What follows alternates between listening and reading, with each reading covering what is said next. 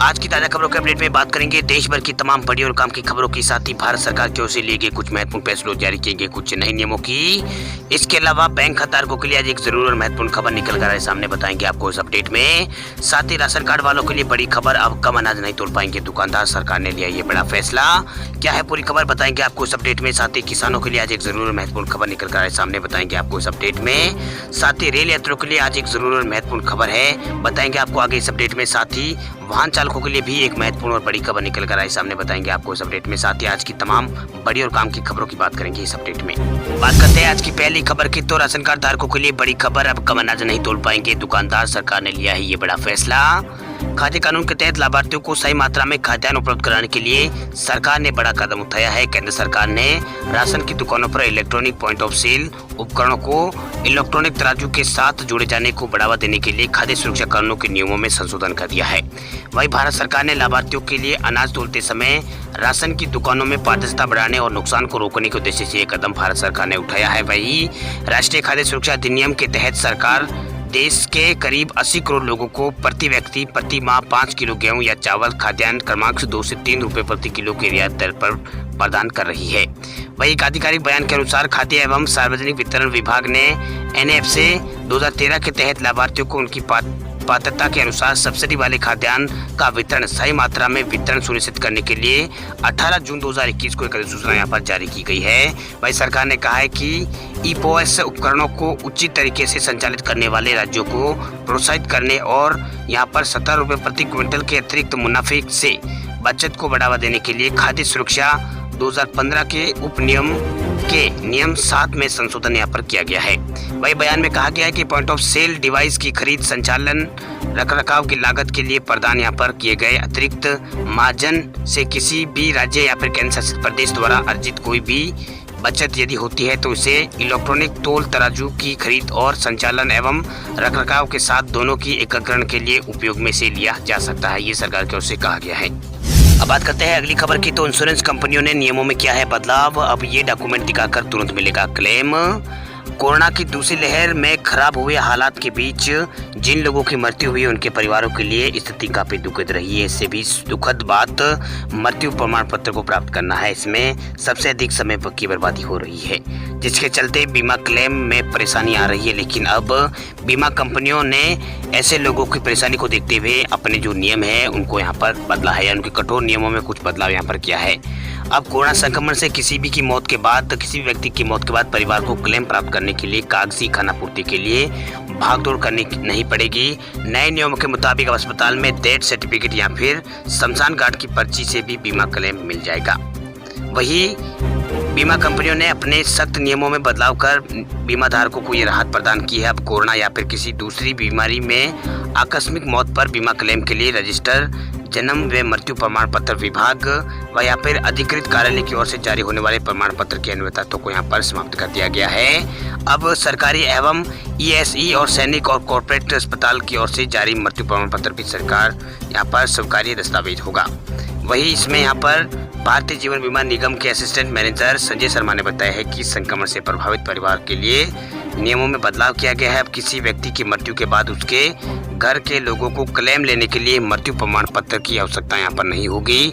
इसका लाभ उनको केवल अस्पताल या फिर शमशान घाट की पर्ची से भी मिल जाएगा। चलिए बात करते हैं अगली खबर की, तो राजस्थान में बदलेगा सरकारी स्कूलों में पढ़ने वाले छात्रों का यूनिफॉर्म का रंग, राज्य के शिक्षा मंत्री गोविंद सिंह डोटासरा ने दिए है संकेत।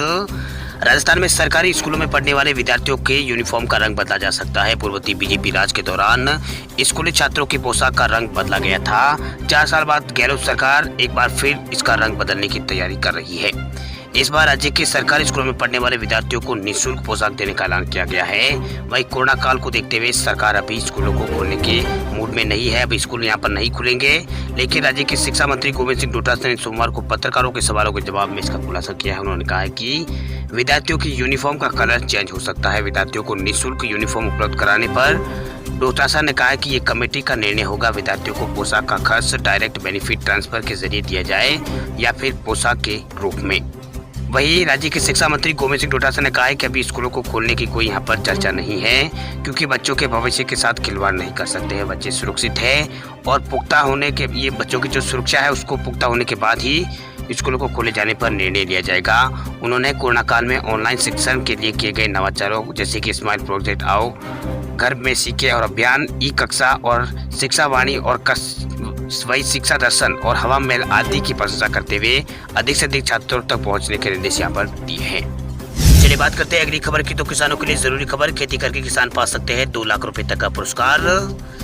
देश की लगभग 50% से ऊपर की आबादी खेती पर निर्भर है। पिछले कुछ सालों से देखा गया है कि किसान लगातार नुकसान होने की वजह से खेती से किनारा कर रहे हैं। ऐसे में किसान फिर खेती की तरफ रुख करे, इसके लिए भारत सरकार और कई निजी संस्थाएं जो कृषि की बेहतरी के लिए कार्य कर रही है, वह किसानों को प्रोत्साहित करने के लिए समय समय पर पुरस्कार भी देती है। वही ICAR की कृषि क्षेत्र के लिए काम करने वाली एक अग्रणी संस्था यह है। ICAR वही खेती किसान से जुड़ी नीतियां और नई नई तकनीकी और फसलों को लेकर ज्यादातर फैसले यही होते हैं। इसके अलावा ये संस्था हर साल किसानी में उत्कृष्ट किसानों को यहाँ पर प्रोत्साहित भी यहाँ पर करती है। वह उत्कृष्ट कार्य करने वाले किसानों को प्रोत्साहित करती है। वही खेती में नई तकनीकी का प्रयोग कर अपनी आय बढ़ाने वाले किसानों के लिए राष्ट्रीय स्तर पर 3 पुरस्कार हर साल यहाँ पर दिए जाते हैं। वही पुरस्कार में 1 लाख रुपए नगद के साथ साथ प्रशस्ति पत्र और इसमें कई तरह की यहाँ पर छूट दी जाती है। साथ ही पुरस्कार को जो पुरस्कार विजेता किसान है उसके द्वारा अनुसंधान का प्रसार सही तरीके से यहाँ पर कर सके, इसके लिए समान राशि यहाँ पर दी जाती है। वही किसानों को विविध प्रकार की खेती के लिए NGR रंगा किसान पुरस्कार की स्थापना यहाँ पर की गई। इस पुरस्कार के अंतर्गत किसानों को स्मृति चिन्ह और प्रशस्ति जो पत्र है वो और 1 लाख रुपए का इनाम यहाँ पर दिया जाता है। वही जैविक किसानों को उत्कृष्ट योगदान के लिए हलधर जैविक किसान पुरस्कार यहाँ पर दिया जाता है। साथ ही 1 लाख रुपए भी इन किसानों को यहाँ पर दिया जाता है। लेकिन ये पुरस्कार उन्हीं किसानों को मिलता है जिनके पास जैविका प्रमाण पत्र संस्था की तरफ से प्रमाण पत्र है, जो जैविका कृषि में 5 वर्ष का अनुभव रखता है। ये इनाम उन किसानों को यहाँ पर दिया जाता है। अब बात करते हैं अगले अपडेट की। तो वैष्णो देवी जाने वाले भक्तों के लिए खुशखबरी, रेलवे ने किया है ऐलान, अब हर रोज चलेगी ट्रेन।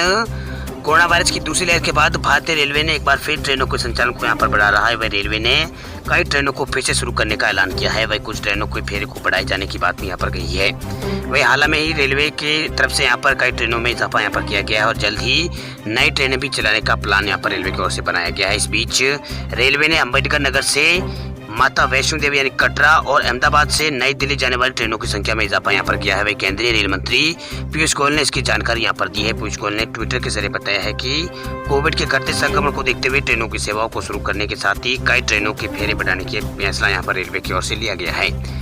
वही रेलवे की ओर से यहाँ पर ये फैसला लिया गया है। पीयूष गोयल ने जानकारी दी है कि कोविड के घटते मामलों को देखते हुए ट्रेनों की सेवाओं को शुरू करने के साथ ही वर्तमान में चल रही ट्रेनों की फ्रिक्वेंसी भी बढ़ाई जा रही है। इसी क्रम में डॉक्टर अंबेडकर नगर से वैष्णो देवी कटरा तथा अहमदाबाद से नई दिल्ली जाने वाली ट्रेनों को अब रोजाना यहाँ पर ये ट्रेन है जो रोजाना यहाँ पर अपनी सेवाएं प्रदान करेगी। आपको बता दें कि अहमदाबाद नई दिल्ली विशेष ट्रेन की फ्रिक्वेंसी बढ़ाई गई है। इस ट्रेन को 28 जून से दैनिक कर दिया गया है। इसके अलावा डॉक्टर अंबेडकर नगर से कटरा जाने वाली वैष्णो देवी स्पेशल ट्रेन 1 जुलाई से दैनिक चलाने मतलब रोजाना चलाने का इसका फैसला यहाँ पर किया गया है। हाल में ही इन ट्रेनों की सेवाएं रोजाना नहीं थी, जबकि इस हफ्ते में कुछ दिन ही ट्रेनों का संचालन यहाँ पर किया जा रहा था। अब दोनों ट्रेनों की जो सेवाएं हैं वो यहाँ पर हफ्ते में पर डे यहाँ पर रहेगी, यानी रोजाना ये ट्रेनें चलेगी। इसके अलावा हर महीने देश के अलग अलग रूटों पर ट्रेनों यहाँ पर उतारी जा रही है। हालांकि अभी सभी ट्रेनों को यहाँ पर नहीं उतारा गया, लेकिन रेलवे की ओर से 700 से भी ज्यादा यहाँ पर ट्रेनों का संचालन शुरू हो चुका है। बात करते हैं अगली खबर की। तो रिजर्व बैंक ने 3 कोऑपरेटिव बैंकों पर लगाया है 23 लाख रुपए का जुर्माना। भारतीय रिजर्व बैंक ने विभिन्न नियमों के उल्लंघन करने के लिए सोमवार को मुंबई के मोगावीरा कोऑपरेटिव बैंक लिमिटेड सहित 3 सहकारी बैंकों पर 23 लाख रुपए का जुर्माना लगाया है। वही मोगावीरा कोऑपरेटिव बैंक लिमिटेड पर 12 लाख रुपए का जुर्माना और इंदापुर अर्बन कोऑपरेटिव बैंक पर 10 लाख रुपए और यहाँ पर बारामती कोदी यहाँ पर जो सहकारी बैंक लिमिटेड है उसके ऊपर 1 लाख रुपए का जुर्माना यहाँ पर लगाया गया है। वही रिजर्व बैंक ने मोगावीरा कोऑपरेटिव बैंक को लेकर कहा है कि 31 मार्च 2019 को बैंक की वित्तीय स्थिति के आधार पर उसके निरीक्षण रिपोर्ट में खुलासा किया गया है कि बैंक ने बिना दावे वाले जमा धन का जमाकर्ता शिक्षा एवं जागरूकता कोष में पूरी तरह से हस्तांतरण नहीं किया है। साथ ही जो निष्क्रिय खातों की वार्षिक समीक्षा वो भी यहाँ पर नहीं की है। वही निरीक्षण में ये पाया गया है कि बैंक में खातों की जोखिम विवरण वर्गीकरण की यहाँ पर आवधिक समीक्षा का कोई व्यवस्था नहीं थी। वह रिजर्व बैंक ने इंदापुर कोऑपरेटिव बैंक को लेकर 31 मार्च 2019 को बैंक की वित्तीय स्थिति के आधार पर उसके निरीक्षण रिपोर्ट में खुलासा किया गया कि उसने असुरक्षित अग्रिमों पर एकीकृत सीमा का पालन नहीं किया है। उसके पास खातों में जोखिम विवरण जो वर्गीकरण था उसकी समीक्षा का कोई व्यवस्था नहीं था। इसके कारण इस बैंक पे ऊपर जुर्माना यहाँ पर 12 लाख लगाया गया। चलिए बात करते हैं अगली खबर की। तो आधार कार्ड धारकों के लिए कुछ खबरें अब घर बैठे मिलेगी आपको ये सुविधा। यदि आपके पास आधार कार्ड है तो आपको सेल्फ सर्विस अपडेट पोर्टल की सुविधा आपको मिलेगी। इस सुविधा के जरिए आप अपने आधार कार्ड में अपना नाम, तिथि, लिंग, पता या फिर भाषा में अपनी भाषा में यहाँ पर घर बैठे आप बदल सकते हैं। वही 12 अंकों की वरिष्ठ संख्या जारी करने वाली संस्था उदय ने यहाँ पर ट्विटर पर ट्वीट करके कहा है कि यदि आप आधार कार्ड में अपना यहाँ पर पता बदलवाना चाहते हैं तो आपको ये सेल्फ सर्विस पोर्टल जो अपडेट पोर्टल है SSUP इसके द्वारा आप कर सकते हैं।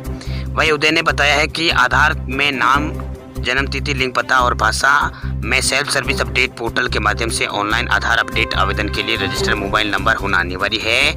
आपके रजिस्टर्ड मोबाइल नंबर पर आधार ऑथेंटिकेशन के लिए एक OTP प्राप्त होगा। आधार कार्ड में अन्य अपडेट जैसे कि परिवार का मुखिया और अभिभावक की जानकारी या फिर बायोमेट्रिक अपडेट के लिए आधार कार्ड यहाँ पर धारक को आधार सेवा केंद्र या फिर पंजीकरण अपडेट सेंटर पर भौतिक रूप से यहाँ पर जाना होगा। वही आधार कार्ड में डाटा को अपडेट करने की एक सीमा यहाँ पर निश्चित है। वही उदय ने बताया है कि आधार में नाम को पूरे जीवन में केवल 2 बार अपडेट किया जा सकता है।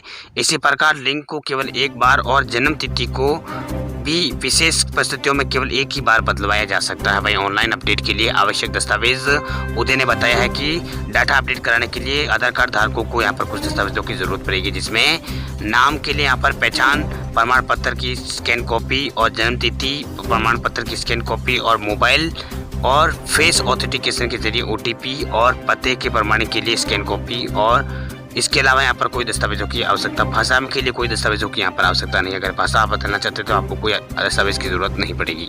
चलिए बात करते हैं आज के मौसम समाचारों की। तो मानसून की रफ्तार पड़ी है धीमी। दिल्ली और आसपास के इलाकों में बारिश होने की है संभावना। दक्षिणी पश्चिमी मानसून की रफ्तार धीमी पड़ने का असर अब दिखाई भी देने पड़ा है। वही देश के कई राज्यों में कुछ दिनों से जारी बारिश के बाद एक बार फिर उमस भरी गर्मी सताने लगी है। वही भारतीय मौसम विज्ञान विभाग यानी IMD ने दिल्ली, पंजाब, हरियाणा, पश्चिम उत्तर प्रदेश और राजस्थान के कुछ भागों में दक्षिण पश्चिमी मानसून की प्रगति धीमी रहने की संभावना है, क्योंकि बड़े स्तर पर मौसम की परिस्थितियां इसके बढ़ने के अनुकूल नहीं है। वही मौसम विज्ञान विभाग की ओर से मुताबिक कहा गया है कि संख्यात्मक प्रारूप के अनुसार हवा की गति को देखते हुए कहा जा सकता है कि जिस तरह से पूर्वानुमान पहले लगाया गया था, इस समय वे बारिश के लिए किसी भी तरीके से अनुकूल स्थिति के संकेत नहीं देते हैं। वही मौसम विभाग ने पहले इस बात की जानकारी दी थी कि पश्चिमी हवाओं का असर मानसून पर 23 जून तक बना रह सकता है।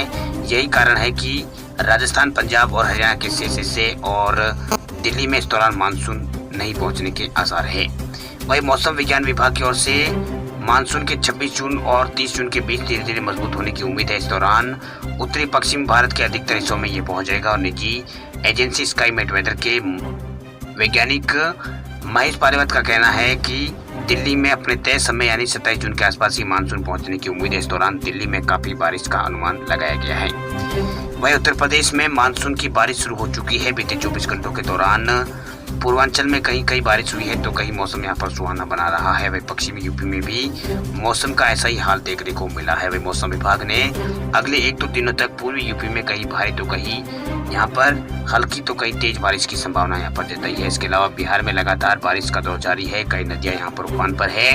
इसे लेकर अलर्ट यहाँ पर बिहार मौसम विभाग की ओर से दिया गया है। आज भी बिहार के कई इलाकों में बारिश हो सकती है। पटना समेत 6 जिलों में अलर्ट यहाँ पर जारी हुआ है। इसके अलावा गुजरात में भी लगातार बारिश का दौर जारी है। गुजरात के कई शहरों में भयंकर बारिश हो रही है। वही बारिश के कारण जनजीवन यहाँ पर प्रभावित हुआ है। इसके अलावा राजस्थान के कुछ इलाकों में पश्चिमी विक्षोभ के कारण और प्री मानसून की बारिश यहाँ पर होने की संभावना जताई जा रही है।